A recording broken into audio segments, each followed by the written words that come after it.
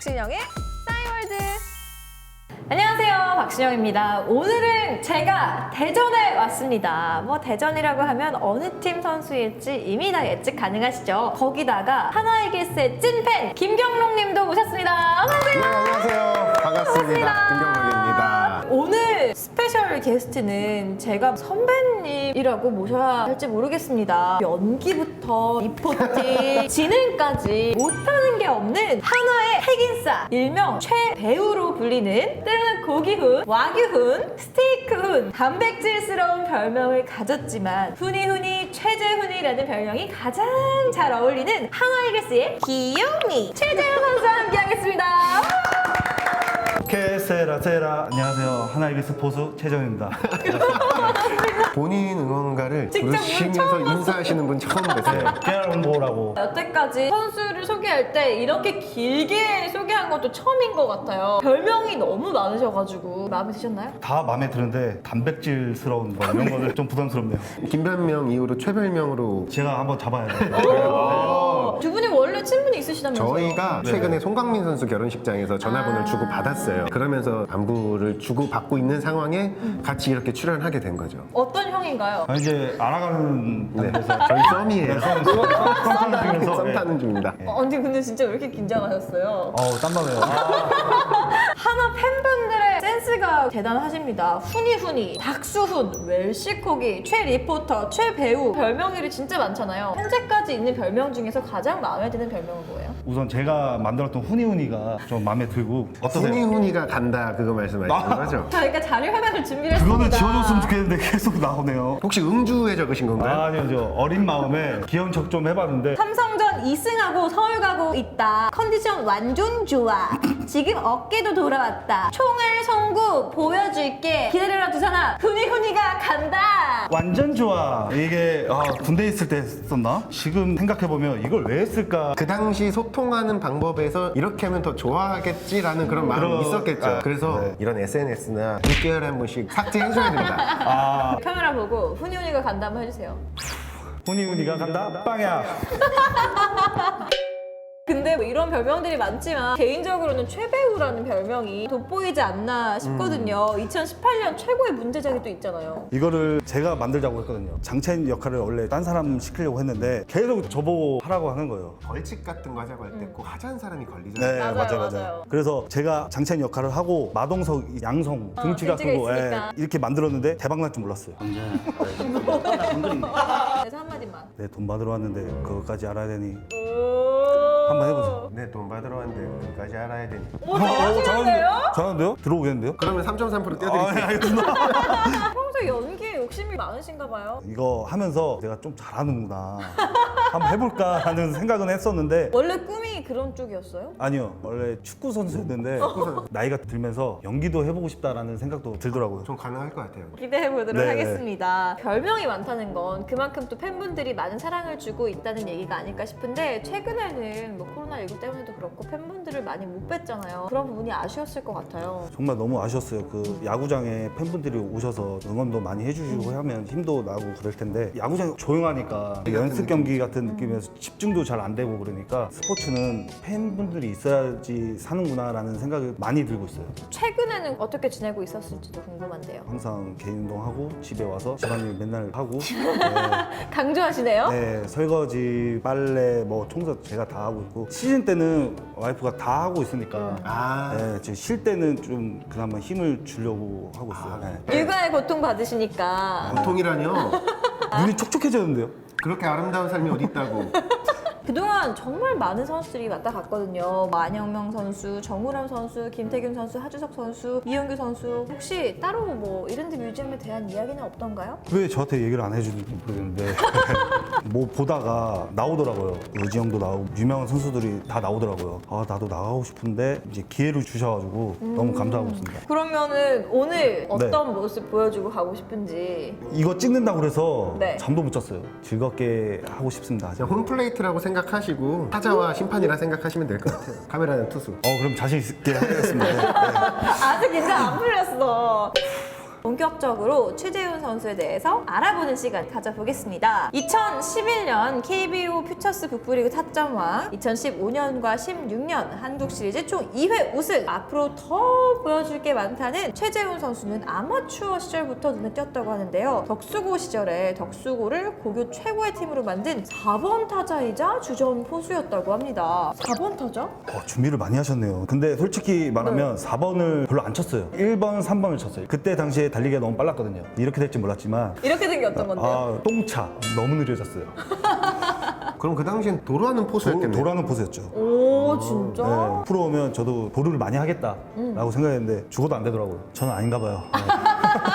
그러면 그때 당시를 생각했을 때 포수와 타자 중에서 어떤 게 더 나았어요? 포수 쪽에 좀 치우친 것 같아요. 총알송구. 네, 총알송구로 다 죽였죠. 다 죽였어요? 네, 다 죽여버렸습니다. 주자. 맞춘 거 아니에요? 빠야. 그 포수라는 포지션의 운동을 하면서 감독이나 코치님이 만들어준 포지션이 아니면 본인이 처음부터 하고 싶었던 포지션이에요? 저는 포수를 진짜 싫어했어요. 초등학교 감독님께서 포수 한번 해보라고 하셔서 했는데 이렇게 된 게 너무 고맙죠. 만약에 최재훈 선수가 하나이글스의 4번 타자였으면 어땠을 것 같아요? 팀이 더 망했겠죠.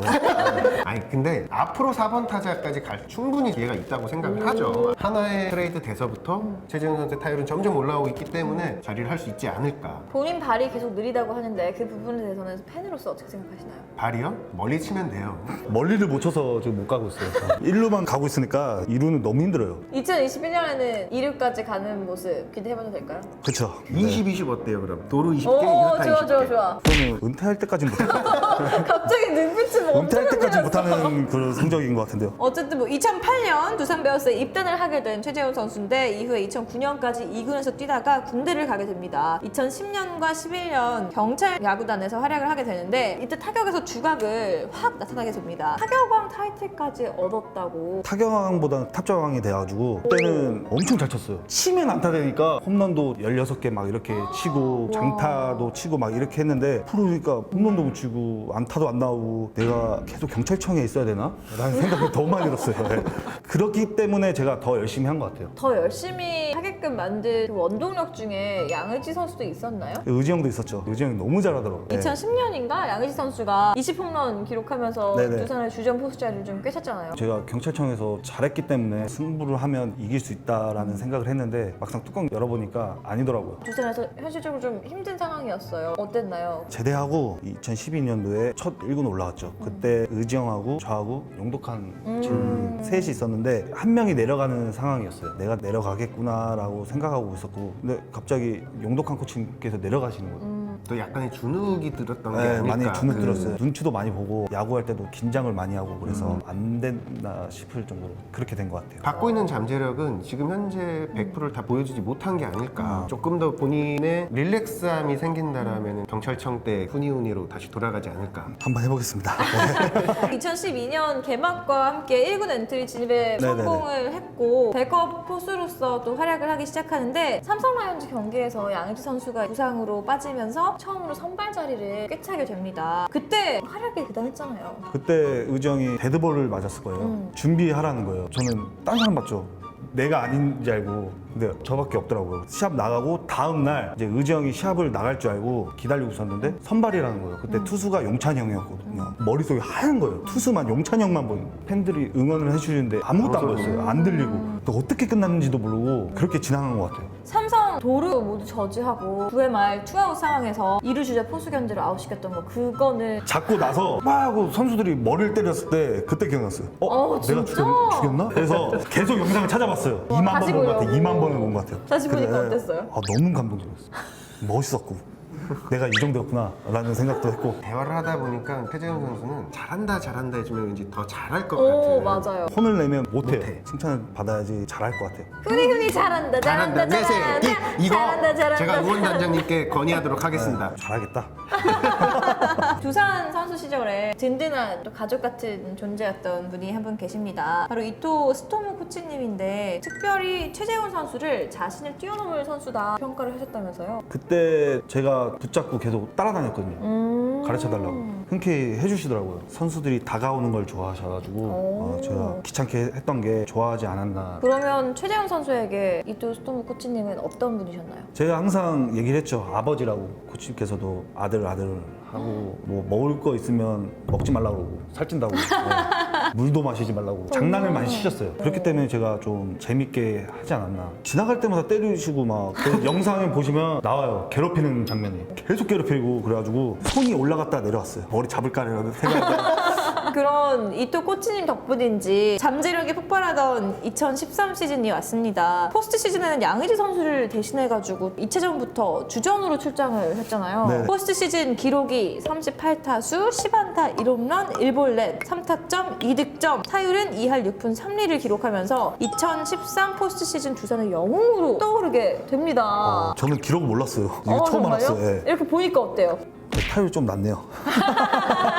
가을 야구는 미친놈이 한 명이 나와야 된다라는 이런 게 있었어요. 그래갖고 미친놈이 나다라는 생각으로 나갔는데 잘 된 것 같아요. 하다 보니까 긴장도 풀리고 자신감이 더 생겼던 것 같아요. 최재훈이라는 이름을 팬들에게 각인시킨 그런 한 해가 아니었나 싶거든요. 네네. 퇴근을 하잖아요. 사람들이 엄청 많은 거예요. 거기서 최재훈 할 때 소름이 돋는 거예요. 아, 나도 이렇게 팬분들이 이름을 외쳐주시는구나. 눈물 날 정도로 진짜 차에서 너무 좋았어요. 그날 이후로 그러면 달라진 게 있나요? 집에 갔을 때 반찬이 달라졌어요.